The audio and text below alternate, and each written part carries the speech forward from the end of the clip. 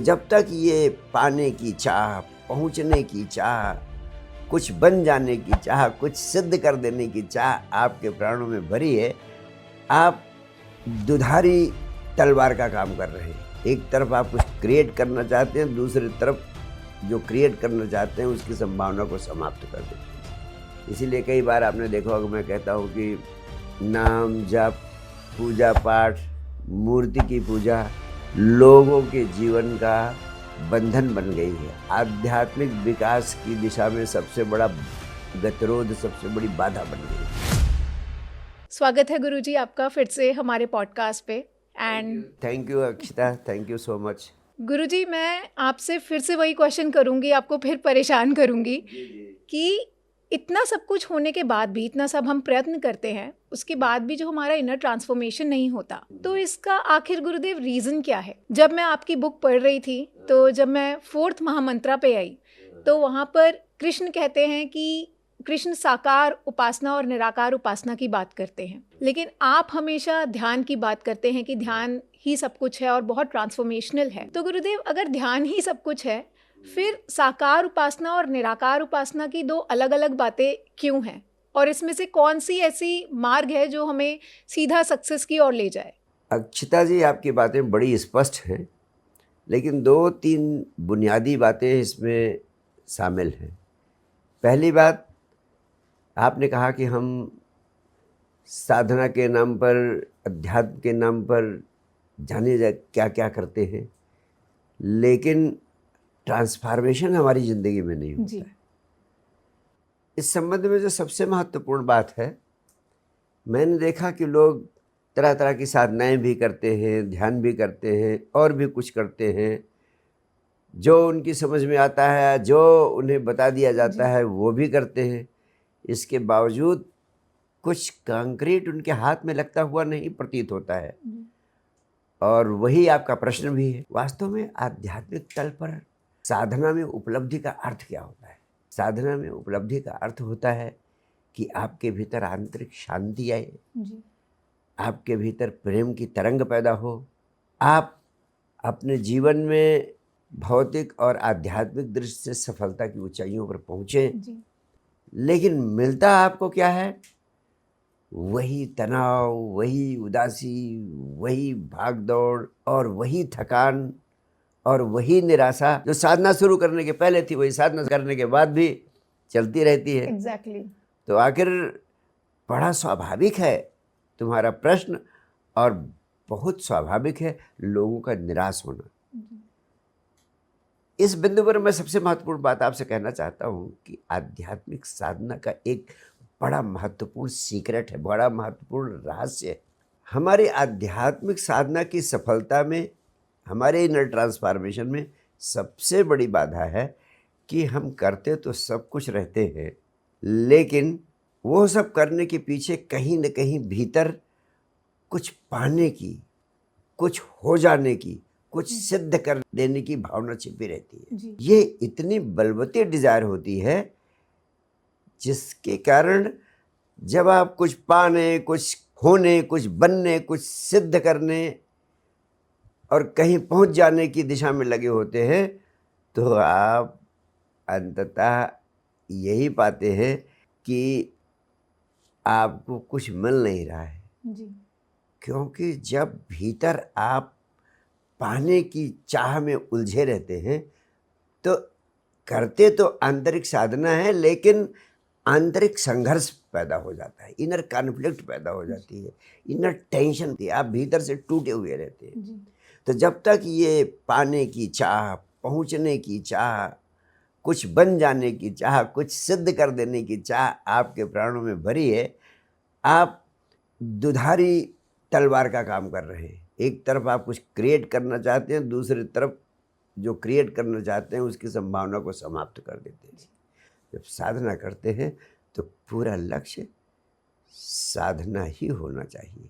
ध्यान करते हैं तो ध्यान पर ही पूरी ऊर्जा केंद्रित होनी चाहिए। जब आप कोई अभ्यास करते हैं तो उस अभ्यास पर पूरी ऊर्जा केंद्रित होनी चाहिए। अगर परिणामों पर आपकी दृष्टि केंद्रित हो जाती है तो आपकी ऊर्जा प्रक्रिया में नहीं लगती, परिणाम में केंद्रित हो जाती है, फ्रैगमेंटेड हो जाती है, बंट जाती है, जिसके कारण धोबी का कुत्ता न घर का न घाट का। और यही कारण है कि अधिकांश लोगों को निराशा होती है। तो गुरुदेव, इसमें जैसे हम बात करते हैं साकार उपासना और निराकार उपासना, तो दोनों ही उपासना में हमें कैसे ये जाना जाए कि हमारे लिए कौन सी उपासना सही है और कौन सा हमें भौतिक और आध्यात्मिक सुख प्राप्ति दे सकती है? अक्षिता, एक बड़ी गहरी बात तुमसे कहना चाहता हूँ। वास्तव में प्रश्न न साकार उपासना का है, न प्रश्न निराकार उपासना का है। अध्यात्म जगत का मूल प्रश्न है मन के जाल से मुक्त होना। पिछली बार चर्चा में भी मैंने बताया था कि अध्यात्म का प्राण है मन से बियॉन्ड जाना, अमनी दशा को उपलब्ध होना, उन्मनी दशा को उपलब्ध होना, transcending the faculties of the mind. लेकिन जब तक आप मन के तल पर उलझे रहते हैं तब तक ना तो आप साकार से मुक्त हो पाते हैं, न निराकार से मुक्त हो पाते हैं। जब तक आप मन के तल पर उलझे हैं तब तक आप किसी न किसी रूप से उलझे रहेंगे, किसी न किसी मूर्ति से, किसी न किसी प्रतिमा से, किसी न किसी धारणा से उलझे रहेंगे। और वह साकार रूप लेना मन की एक स्वाभाविक वृत्ति है, क्योंकि मन आकार में ही सोचता है, आकार में ही रहता है। या तो आप बंध जाते हैं साकार मूर्ति से, मंदिर से, या किसी ऐसे सिंबल से जो दृश्य है, या तो फिर आप थोड़ा और समझदार हैं और गहरे में जाते हैं तो आप सोचते हैं कि आखिर ये मंदिर, ये मूर्ति, ये सब तो नष्ट होने वाले हैं। मूर्ति एक दिन टूट जाएगी, फूट जाएगी, पूरी तरह समाप्त हो जाएगी, तो वो कैसे असीम का, परम सत्य का प्रतीक हो सकती है।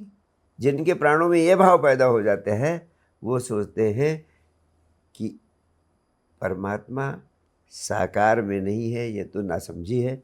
उनके भीतर एक विवेक जागता है कम से कम कि वो निराकार है, यानी एक असीम व्याप्ति जो है, ये जो लिमिटलेस एक्सपेंशन है वो सब में व्याप्त है। तो इसलिए निराकार का भाव उत्पन्न होता है। तो दो तरह के लोग हैं। कृष्ण जब बात करते हैं साकार और निराकार की, तो अर्जुन के मनोवैज्ञानिक तल को ध्यान में रखते हुए बात करते हैं।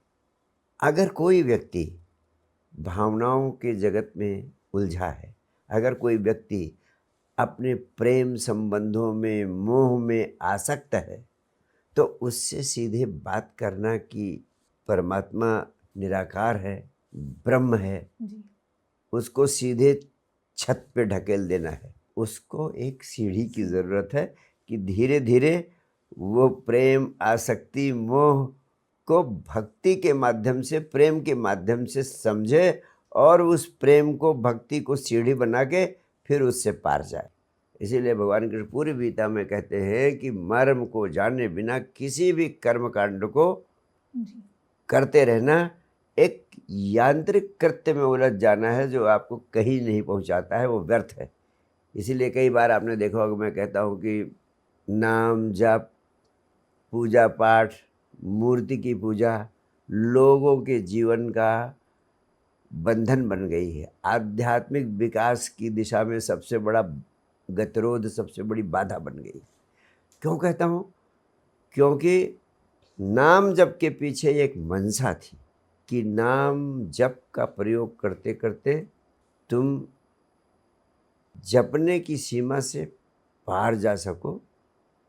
You can transcend the name and you can take a jump into the truth of the phenomena that is beyond mind. तो गुरुदेव, जैसे चाहे मूर्ति पूजा, चाहे नाम जप, तो इसमें अगर कोई साधक साकार उपासना में है तो उससे ये कैसे पता लगे, मतलब साइंस क्या है कि जो है मैं वर्शिप कर रहा हूँ उसको रिचुअल की तरह, या फिर उसको एक माध्यम के रूप में आगे बढ़ने के लिए प्रयत्न कर रहा हूँ? मतलब एक नॉर्मल बीइंग जो हम ये सब पूजा पाठ करते हैं, तो उसमें हमें कैसे ये बातों का ध्यान हो कि हम आगे बढ़ रहे हैं, वहीं पर हम खड़े नहीं रहे हैं।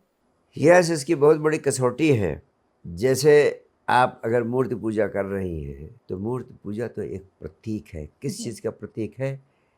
कि एक अदृश्य शक्ति है। जैसे हम कृष्ण की पूजा करते हैं तो एक अदृश्य शक्ति है जो कृष्ण की चेतना है, जिसका स्वरूप है कि वो इस विराट अस्तित्व में व्याप्त है। जी। वो विराट अस्तित्व का प्रतीक है। उस मूर्ति पूजा के माध्यम से मूर्ति पूजा में लगे रहते हैं तो मूर्ति पूजा करते करते करते करते मूर्ति में ही अटक जाते। सारी मूर्ति पूजा का उद्देश्य था कि मूर्ति की पूजा से आप शुरू करें जी। और एक दिन आपको प्रतीति हो जाए कि वह सत्य, वह परम कृष्ण चेतना इस मूर्ति में ही नहीं, वो सर्वत्र व्याप्त है। और जब मूर्त से अमूर्त में छलांग लग जाए तब वास्तव में मूर्ति पूजा की पूर्णता होती है। और अमूर्त में छलांग लगने का अर्थ क्या है?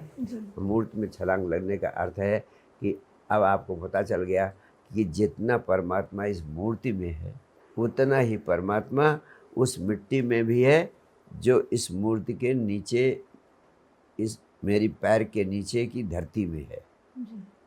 सर्वत्र वही है, कोई दूसरा नहीं है।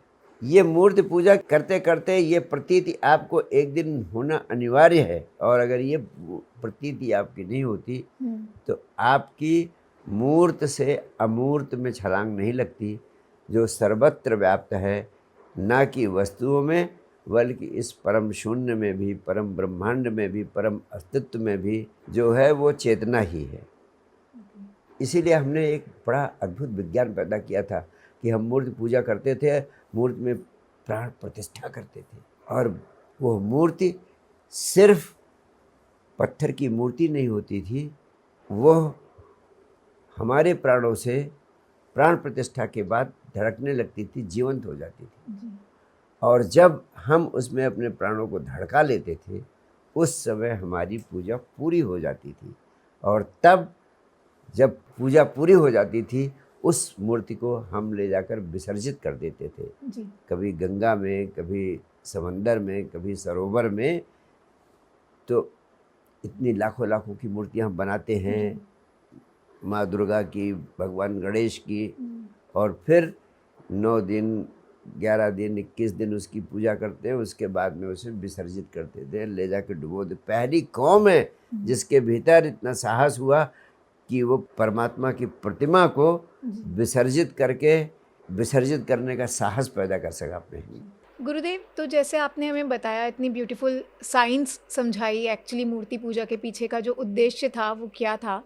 तो गुरुदेव, इसके बाद एक स्वाभाविक क्वेश्चन जो मेरे मन में आता है कि अब जैसे अगर भक्ति में हम अपना मन लगाते हैं, किसी मूर्ति से हमें, किसी नाम से हमें ज़्यादा प्यार है, now that I know the technicalities behind it, तो क्या फिर जो मेरा भाव पैदा होता है, क्या वो सच्चा भाव है? कहने का मतलब कि क्या नॉलेज से भाव और गहरा होता है या फिर एनालिसिस ज़्यादा चलता है? Very relevant question. अब इसीलिए तो कहते हैं कि जब समझ आ जाती है तब एक विराट क्रांति होती है और उस समझ के कारण ही हमारी छलांग लग जाती है। जैसे बचपन में आपको पढ़ाया जाता था, का से कबूतर, खा से खरगोश, गा से गधा।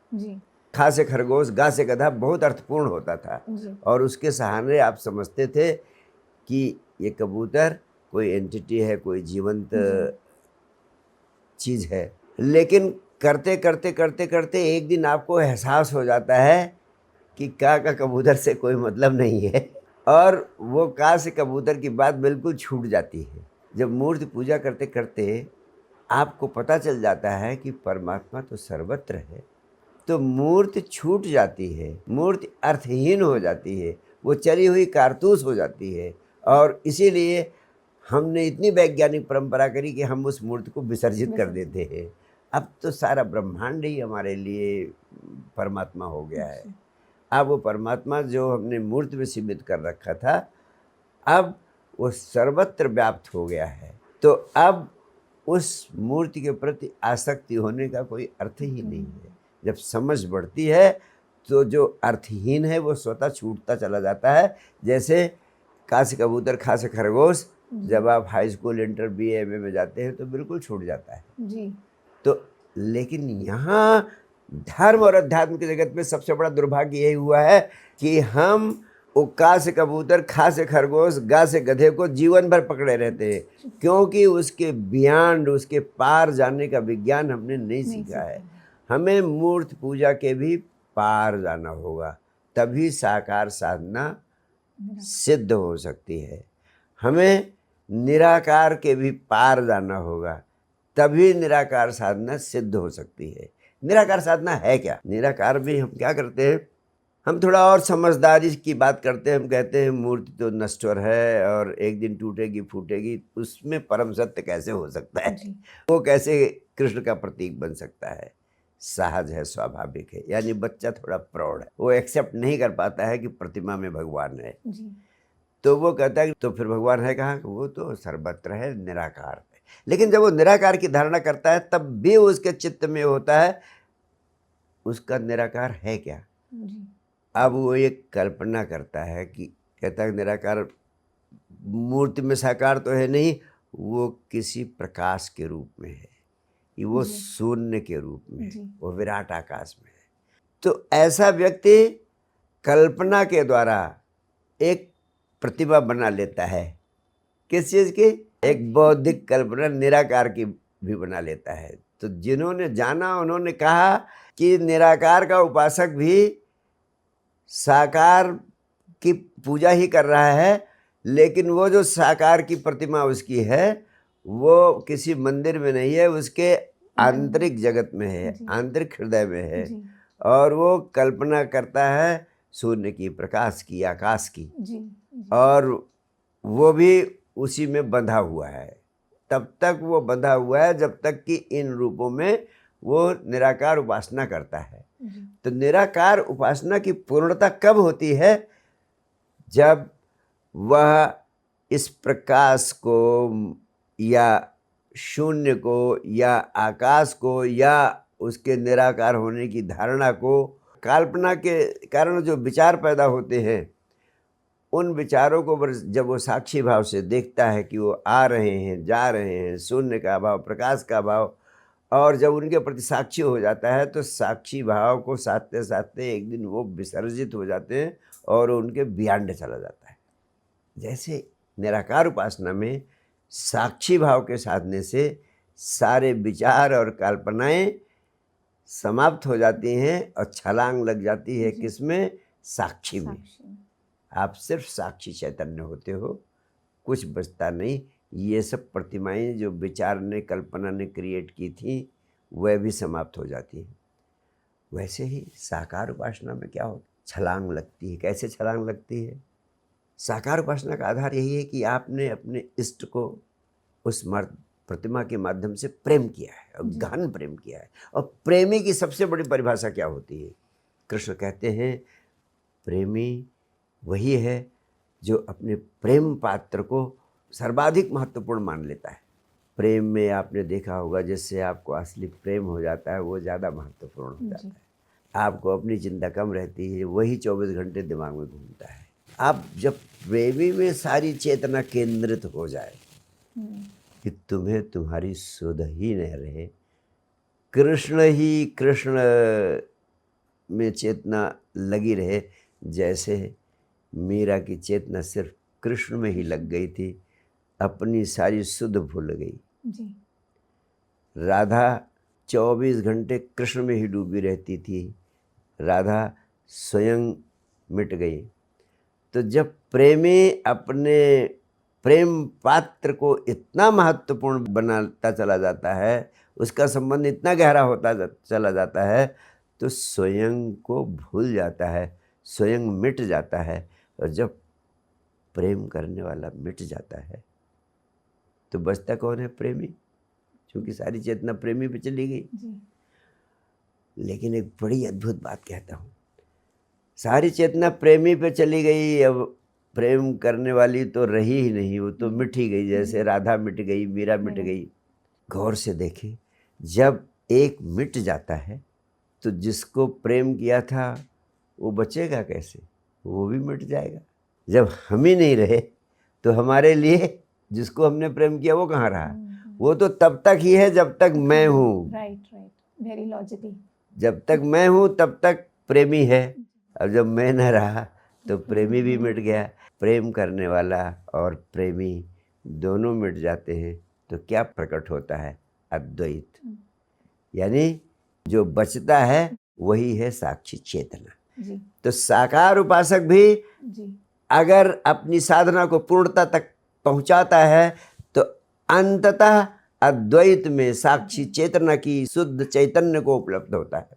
वैसे ही निराकार साधक जब अपने निराकार के विचारों को, चाहे वो शून्य का विचार हो, चाहे खुले आकाश का विचार हो, चाहे शून्यता का विचार हो, जब इन विचारों को साक्षी भाव से देखता है तो देखते देखते पाता है कि ये सब विसर्जित हो गए। अब बचा क्या? सिर्फ साक्षी चैतन्य बचा। वो साक्षी चैतन्य ही अद्वैत है। दुर्भाग्य यही है कि हम ना साकार उपासना को पराकाष्ठा तक ले जाते हैं, न निराकार उपासना को पराकाष्ठा तक ले जाते हैं, जिसके कारण हम या तो मंदिर की मूर्तियों में उलझे रहते हैं या साकार उपासना के विचारों में उलझे रहते हैं। जीवन भर वहीं कदम ताल करते रहते हैं और सारी मनुष्यता साकार उपासना और निराकार उपासना के नाम पर अपनी जगह पर ही कदम ताल कर रही है। वो जो परम लक्ष्य भगवान कृष्ण कहते हैं कि सत्य है इनके पार जाने में।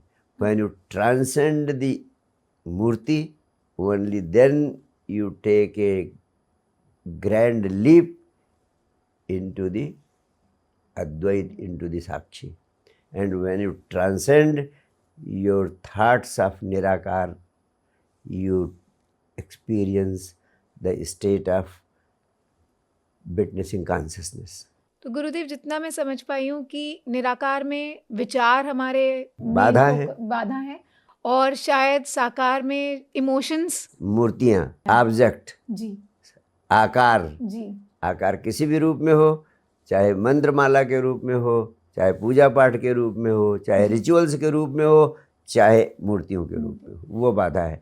जब तक इन बाधाओं को पार करके हम अमूर्त में छलांग नहीं लगाएंगे, हम साक्षी चेतना को नहीं उपलब्ध होंगे, तब तक साकार और उपासना, निराकार दोनों उपासनाएं व्यर्थ हैं। और इसीलिए चौथा महामंत्र कहता है beyond form and formless worship. ये गीता का संदेश है। तो गुरुदेव, जैसे पर्सनालिटी डेवलपमेंट, मैनिफेस्टेशन, इसमें हम एक महामंत्र जो मैनिफेस्टेशन में है वो है think positive, be positive and then your reality will be positive. लेकिन कृष्ण बात करते हैं साक्षी भाव की, जो कि पॉजिटिव से भी आगे की बात है कि हमें विटनेस करना है अपने विचारों को, अपनी भावनाओं को विदाउट एनी जजमेंट। तो गुरुदेव, मेरा सवाल ये है कि ये प्रैक्टिकली साक्षी भाव साधना प्रैक्टिकली हमारी लाइफ में हमें कैसे भौतिक सक्सेस की तरफ ले जा सकता है? प्रश्न बहुत महत्वपूर्ण है। आप सकारात्मक होने की व्यवस्था करते हैं, प्रयास करते हैं, सकारात्मक होने की साधना करते हैं, सकारात्मक ही नहीं हो पाते हैं। साक्षी तो और दूर की बात लगती है। तो साक्षी तो और दूर की बात लगती है। और वास्तव में सकारात्मक होना, नकारात्मक होना, ये सब केवल जो आपका प्रेजेंट पर्सनालिटी है उसको इम्प्रूव करने की एक विधि है। जी। तो जो पर्सनालिटी आपकी है उसको आप थोड़ा इम्प्रूव कर लेंगे तो भी क्या होगा, वो थोड़ा देखने में और अच्छा लगेगा, लेकिन मूल रूप तो वही रहेगा। वास्तव में ट्रांसफॉर्मेशन का अर्थ होता है, कृष्ण चेतना का अर्थ होता है कि आपकी जो पर्सनालिटी है उसका बेसिक स्ट्रक्चर ही चेंज हो जाए। आपकी पर्सनालिटी का बेसिक स्ट्रक्चर क्या है? आप 24 घंटे एक झूठा मैं क्रिएट कर लेते हैं और उसी में जीते रहते हैं। जी। एक फॉल्स ईगो इज क्रिएटेड, अहंकार इज क्रिएट। तो ये जो अहंकार में 24 घंटे जीते हैं, यही सारे दुखों का मूल है। और जब अहंकार आपको दबोचे रहता है तो आपके जीवन में दुख हैं, तनाव है, अशांति है, उपद्रव है। आप उसको बेटरमेंट की कोशिश करते हैं जी यानी आपकी ईगो जी थोड़ा पॉलिश्ड हो जाए, आप थोड़ा देखने में और अच्छे लगने लगे, आप थोड़ा देखने में और मधुर हो जाएं। लेकिन बेसिकली तो आप वही हैं, मूलतः तो आप अहंकार में केंद्रित हैं। जबकि ट्रांसफॉर्मेशन की बात करते हैं कृष्ण, ट्रांसफॉर्मेशन की बात करती है गीता। ट्रांसफॉर्मेशन का अर्थ है कि आपके जीवन का सेंटर, आपका बीइंग, आपका सोल, आपकी आत्मा हो जाए। अभी आपका सेंटर आपका फॉल्स ईगो है, जी आपकी पर्सनैलिटी है। जब फॉल्स ईगो सेंटर रहेगा तो आप उसको कितना भी बेटर करने की कोशिश कर लो, पॉजिटिव करने की कोशिश कर लो, नकारात्मकता से मुक्त होने की कोशिश कर लो, बेसिक स्ट्रक्चर वही रहेगा। तो थोड़ी देर के लिए हो सकता है आपको लगे कि I am feeling good because I am being positive, but थोड़ी देर बाद वही सारे जंजाल, वही सारे उपद्रव आपके ऊपर आ जाएंगे। अगर वास्तव में स्थायी परिवर्तन चाहिए, ट्रांसफॉर्मेशन चाहिए, तो आपका केंद्र आपके बीइंग पर होना चाहिए। आत्मा हम कुछ इतनी सारी साधनाएं करते हैं, लेकिन हमारे प्राणों में होता है कुछ पाना, कुछ बनना, जी कुछ होना, कुछ सिद्ध करना। पर्पस होता है गुरुदेव। हाँ, और जब तक हम उसी पर केंद्रित रहते हैं तब तक हम अपने लक्ष्य को नहीं प्राप्त कर पाते, ट्रांसफॉर्मेशन को नहीं सुनिश्चित कर पाते, साक्षी चेतना को नहीं उपलब्ध हो पाते, इसलिए कोई असली उपलब्धि नहीं कर पाते। ये बहुत बड़ा पैराडॉक्स लगता है गुरुदेव, क्योंकि पर्पस ही ऐसा लगता है कि कहीं ना कहीं मोटिवेशन देता है, चाहे वो साधना करने की हो या कर्म करने की। लेकिन आप बात करते हैं कि पर्पस ही नहीं होना चाहिए। तो गुरुदेव, अगर पर्पस ही नहीं होगा तो फिर इंसान किस लिए वो कर्म कर रहा है? मैं नहीं कह रहा हूँ पर्पस नहीं होना चाहिए, मैं सिर्फ इतना कह रहा हूँ कि आप जाने, होशपूर्ण हो जाएं कि आपका पर्पस क्या है। पर्पस आपका क्या यही है कि आप दूसरों को विनम्र दिखें? क्या पर्पस यही है कि आप दूसरों को सकारात्मक दिखें? क्या पर्पस यही है कि आप थोड़ा और पॉलिश्ड रूप में रहें ताकि आपकी मान प्रतिष्ठा और ईगो और चमके? तो पर्पस तो रियल चेंज है, और रियल चेंज होगा तब आपके जीवन में शांति आएगी, प्रेम आएगा, उत्साह आएगा, आप आसमान में उड़ने वाले पंख पा जाएंगे और आप सच्चे अर्थों में आंतरिक आनंद की अवस्था को उपलब्ध हो सकेंगे। तब आप इस अस्तित्व की ऊर्जा के साथ एक हो सकेंगे। पर्पस है, लेकिन आपके पास दो प्रकार का मैं है। जी एक है फॉल्स ईगो, जिसको हम अहंकार कहते हैं। दूसरा है असली मैं, जिसको हम आत्मा कहते हैं, जिसको हम बीइंग कहते हैं, जिसको हम स्वयं का होना कहते हैं। अगर आपका पर्पस है अहंकार को पोषित करना और समाज की निगाहों में चमक दमक को बनाए रखना, तो निश्चित रूप से आप सब कुछ करते हुए भी असफल ही रह जाएंगे। और अगर आपका पर्पस होता है होने का, भीतर के आनंद का, जीवन में प्रेम को, सौंदर्य को, आंतरिक शांति को पाने का, तब आप इस जिंदगी में सफलता की असाधारण ऊंचाइयों को उपलब्ध होंगे।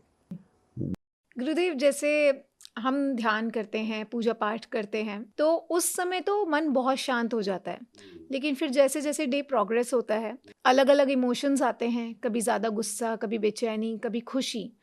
तो गुरुदेव, ऐसे में सवाल ये उठता है कि क्या वो ऐसी चीज़ है जो हमारा इनर स्टेट कंट्रोल कर रही है? क्यों हमें बार-बार हमारे इमोशंस ऊपर नीचे होते रहते हैं? वास्तव में हमारे जीवन के सभी क्रियाकलाप, भगवान कृष्ण कहते हैं कि प्रकृति के तीनों गुणों के इंटरप्ले, जी। इनर डांस के प्रतिफल के रूप में प्रकट होते हैं। एक बड़ी अद्भुत रहस्यमय महत्वपूर्ण बात भगवान कृष्ण कहते हैं कि हर व्यक्ति को शरीर मिलता है, नाम रूप मिलता है प्रकृति से, जी।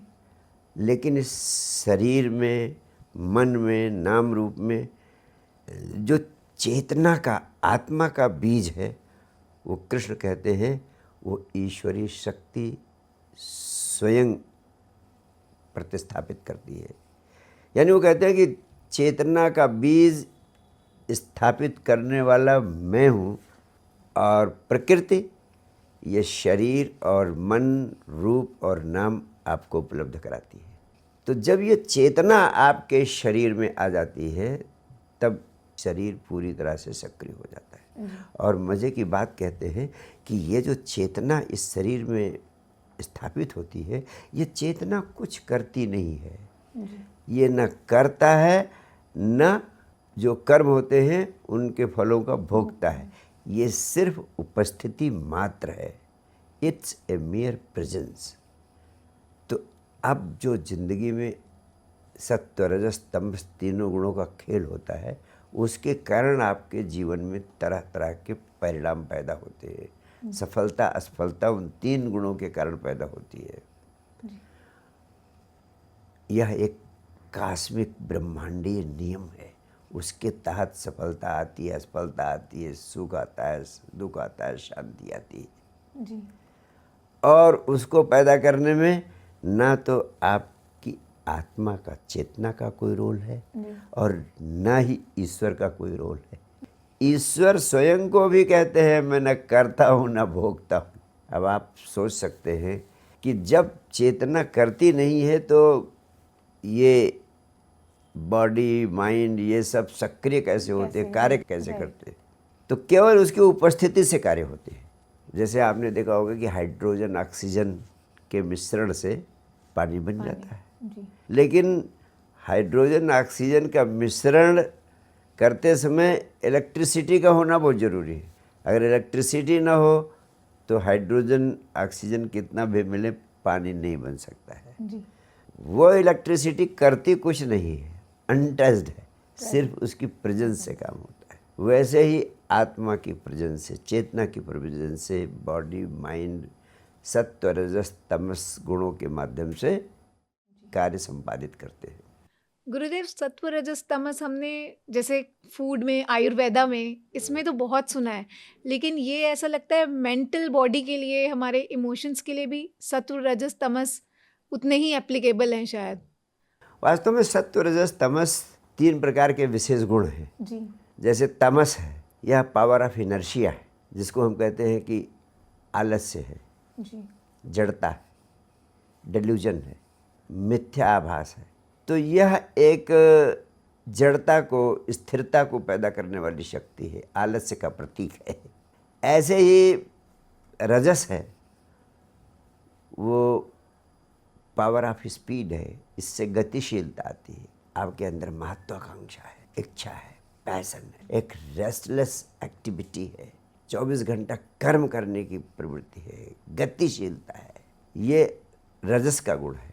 और ऐसे ही तमस हो गया पावर ऑफ इनर्शिया, रजस हो गया power of action and speed, और सत्व गुण है ये पावर ऑफ बैलेंस है, बैलेंसिंग पावर क्रिएट करता है। जैसे तमस इनर्शिया है और रजस एक्टिविटी है।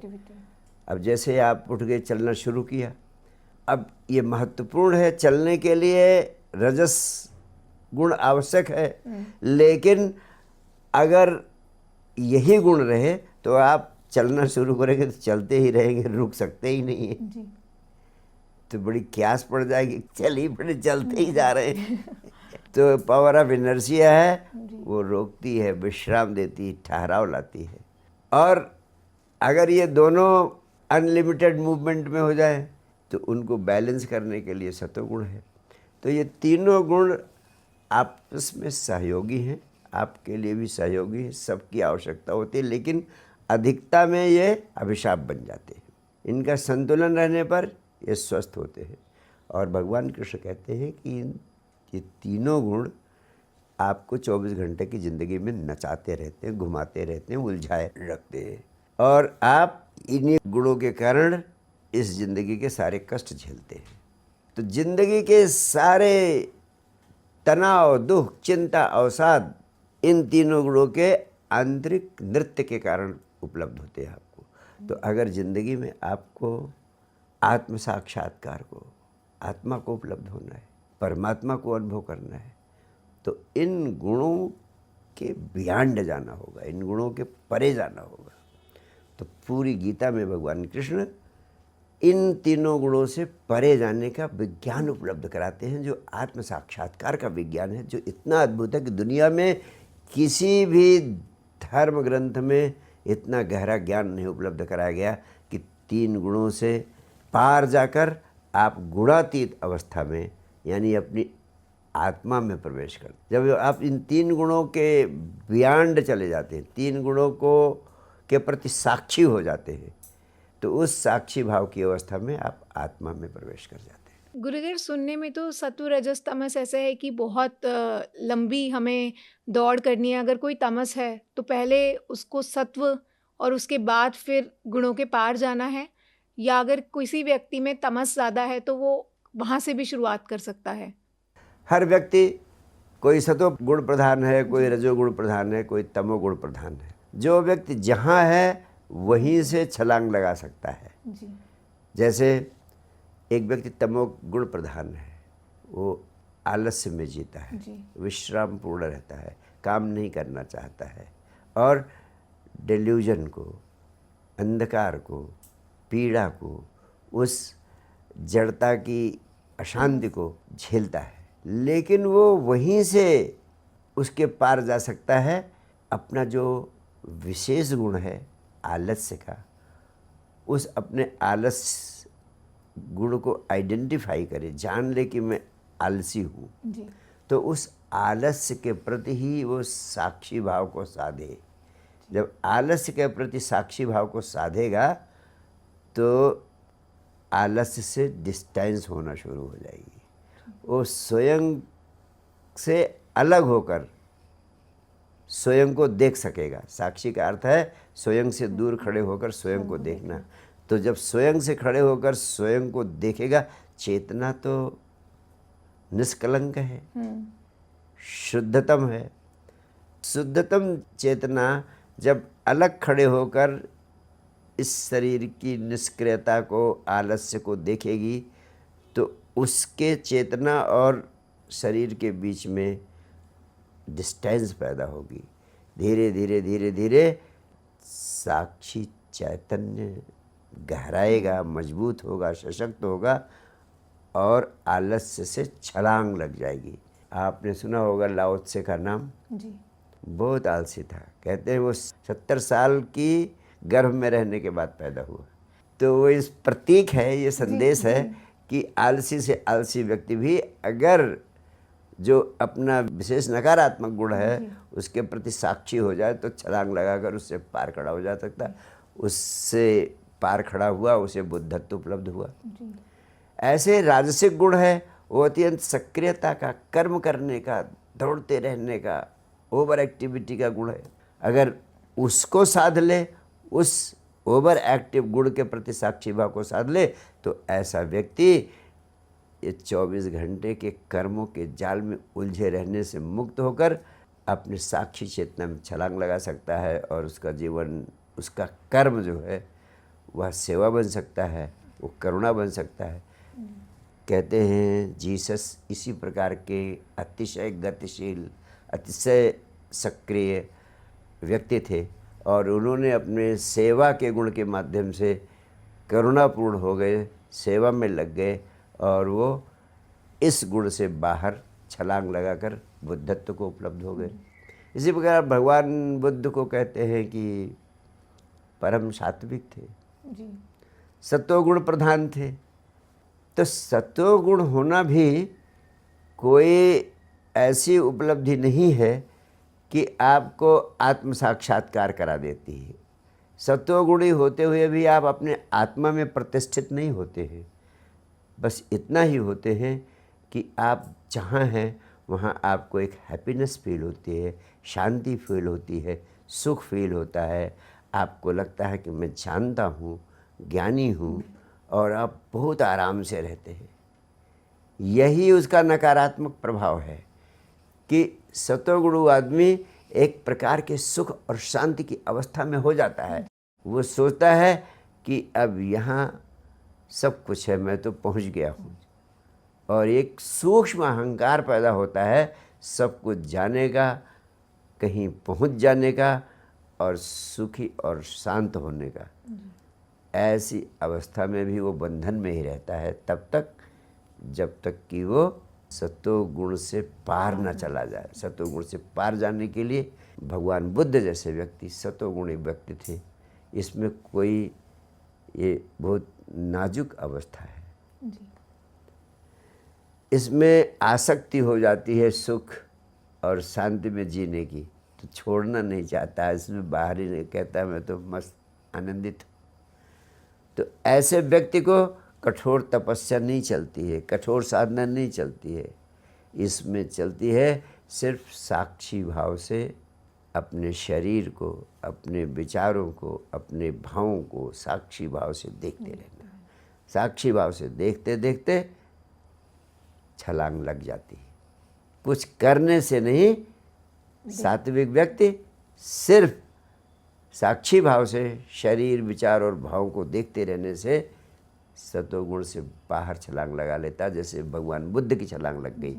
भगवान बुद्ध 6 बरस तक साधना करते रहे, कुछ नहीं मिला, और 6 बरस बाद जब उन्होंने देख लिया कि सब व्यर्थ है, अब कुछ नहीं किया जा सकता है, अब कुछ करना ही नहीं है, और कुछ ना करने की अवस्था में हो गए, तब उसी क्षण उनको बुद्धत्व उपलब्ध हो गया। गुरुदेव, आपने अभी कहा जहाँ पर आप हैं आपको वहीं से अपनी यात्रा शुरू करनी चाहिए। गुरुदेव, मुझे ऐसा लगता है कि जब हमारी ये जो हम लाइफस्टाइल में जी रहे हैं, इसमें तब तक शायद हम अपनी यात्रा शुरू नहीं करते जब तक लाइफ हमें कोई मेजर सेटबैक्स नहीं दे देती। जैसे फाइनेंशियल प्रॉब्लम, या किसी को खो दिया लाइफ में, या कुछ उस तरह से। तो गुरुदेव, मेरा सवाल ये है कि क्या कई बार जो ये ज़िंदगी में सेटबैक्स आते हैं, ये ईश्वर की कृपा होते हैं? तुम्हारे लिए यह प्रश्न बहुत महत्वपूर्ण है, क्योंकि something like that you have been experiencing in your life also. जी। तो मैं तो ये कहूँगा कि निस्संदेह सेटबैक्स का लगना भी कभी कभी डिवाइन ग्रेस का कारण हो सकता है। लेकिन हमेशा याद रखना कि अस्तित्व कभी आपको सेटबैक दे के या झटके दे करके प्रसाद पूर्ण देने की व्यवस्था नहीं करता है। ये एक्सीडेंटल है। कभी कभी जब ऐसी परिस्थिति आती है, चोट लग जाती है, तो व्यक्ति भीतर की ओर मुड़ जाता है। अगर ऐसी परिस्थिति में चोट लगी किसी प्रकार से और आप भीतर की ओर मुड़ गए, तो सौभाग्य है, इसे प्रसाद ही समझिए। लेकिन ये मेरे विचार से कोई सिद्धांत नहीं है। अस्तित्व कभी चोट देकर जगाने की कोशिश नहीं करता है, और ये कभी प्रतीक्षा न करना कि कोई चोट आ जाए ताकि हम भी भीतर की ओर मुड़ जाएं और छलांग लगे। वास्तव में ऐसा हो सकता है और कभी कभी ऐसा होता भी है, और ये सौभाग्य है कि चोट लगे और आप भीतर की ओर मुड़ जाएं, अंतर यात्रा की छलांग लग जाए, सौभाग्य है। अधिकांश लोग चोट लगती है और क्षुब्ध हो जाते हैं और गहरे अवसाद में पहुंच जाते हैं। अंतर यात्रा के बजाय उनकी सारी यात्राएं उनको डुबाने वाली हो जाती हैं।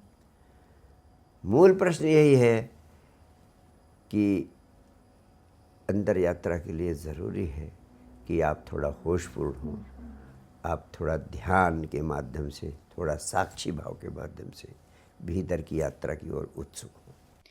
गुरुदेव, जब मैं आपकी बुक पढ़ रही थी तो मुझे एक बात का डाउट हुआ कि एक मतलब सवाल आया नेचुरली कि पहले हम बात करते हैं स्वधर्म जानने की, निष्काम कर्म को इतना जानने की कोशिश करते हैं, साक्षी भाव साधने के लिए साधना करते हैं, और अंत में आते आते कृष्ण बोलते हैं सर्वधर्मान परित्यज्य माम एकम शरणम व्रज।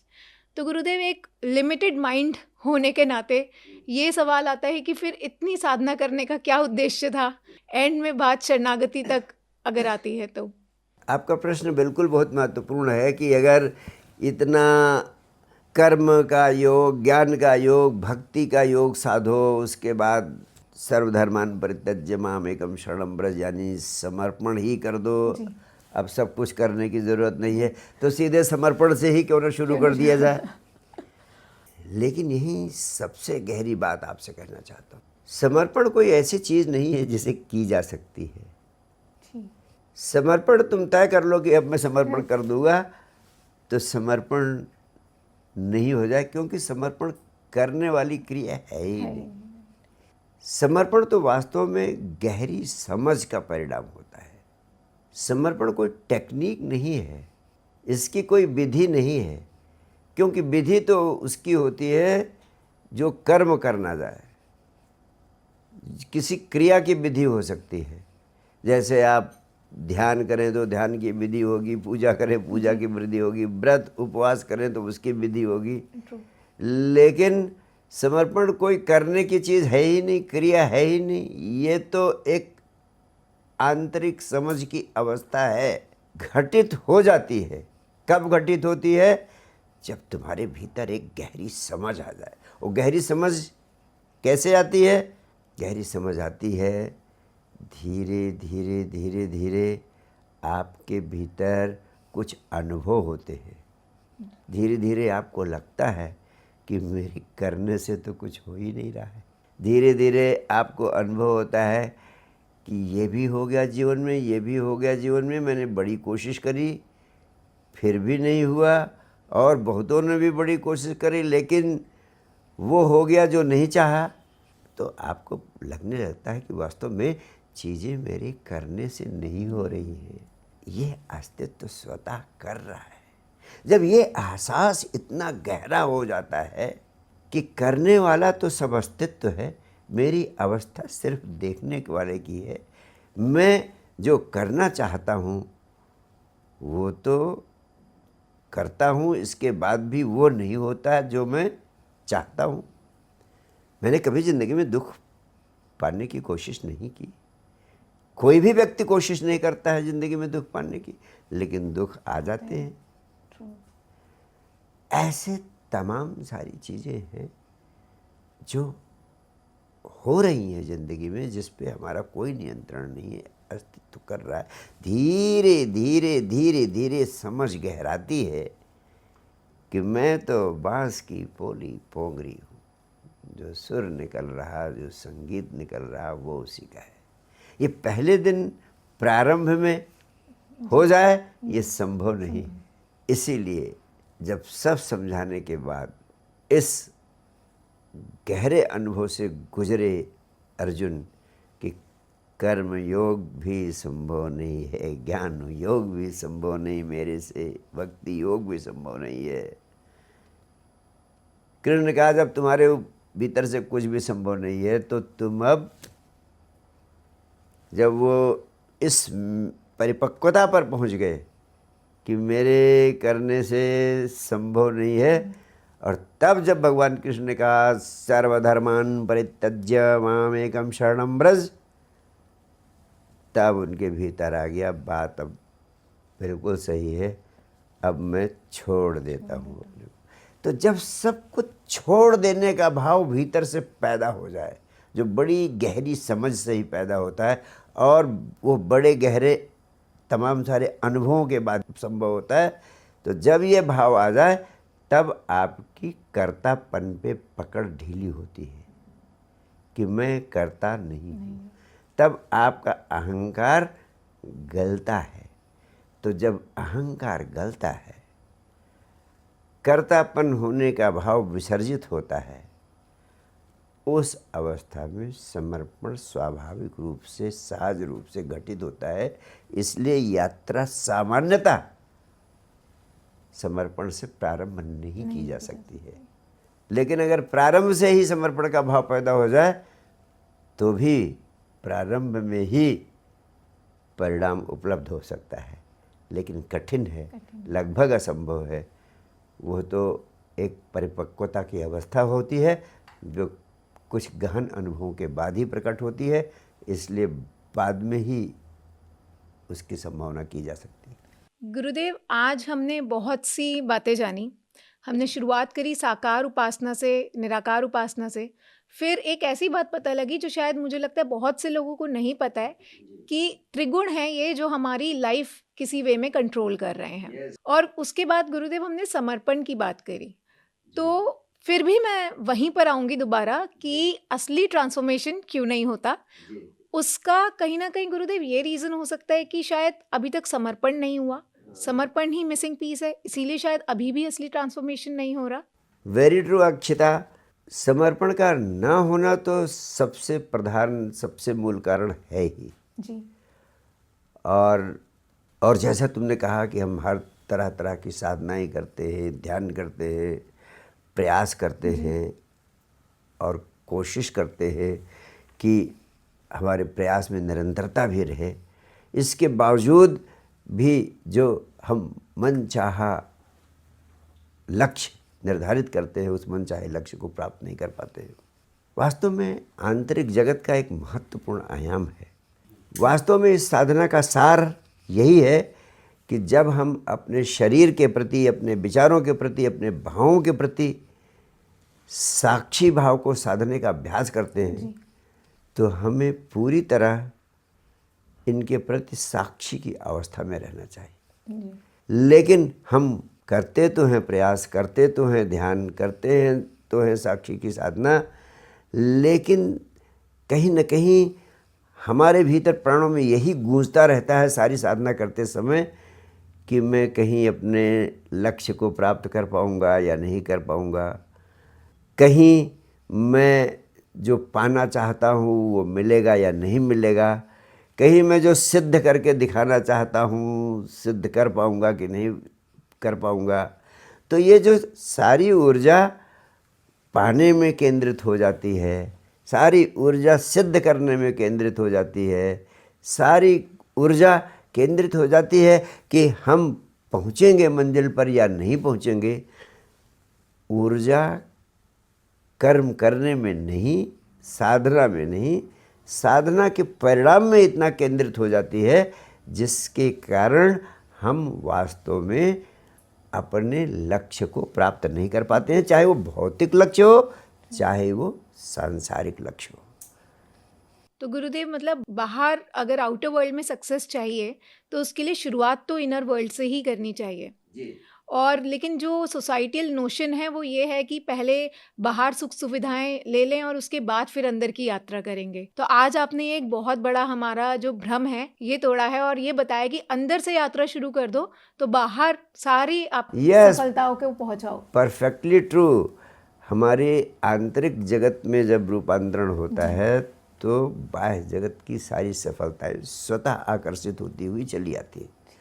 हम आंतरिक रूपांतरण की दिशा में प्रयास तो करते हैं ध्यान के द्वारा, साक्षी भाव के द्वारा, अन्य प्रक्रियाओं के द्वारा, लेकिन हम इतना ज़्यादा ऑब्सेस्ड हो जाते हैं, जो कुछ पाना चाहते हैं, जो कुछ होना चाहते हैं, जहाँ पहुँचना चाहते हैं, उसके प्रति इतना आबद्ध हो जाते हैं कि हमारी ऊर्जा ध्यान के साक्षी भाव के कर्म पर पूरी तरह केंद्रित नहीं रह पाती है।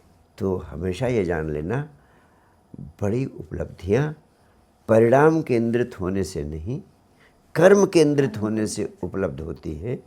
जब हम साधना के कर्म पर केंद्रित हो जाते हैं तब उपलब्धियाँ स्वतः प्रकट होती है, चाहे वो भौतिक जगत की उपलब्धियाँ हों या आत्म साक्षात्कार के रूप में आध्यात्मिक उपलब्धियाँ हों। थैंक यू गुरुदेव। आज फिर से हमने जो ये 3 महामंत्र पे चर्चा करी है, इसके बाद और भी ज़्यादा क्लैरिटी मिली है। And now I can't wait to have a third podcast with you. Most welcome. I would love to talk to you, and it's very pleasant, very joyful for me to talk to you. Thank you Gurudev. Thank you.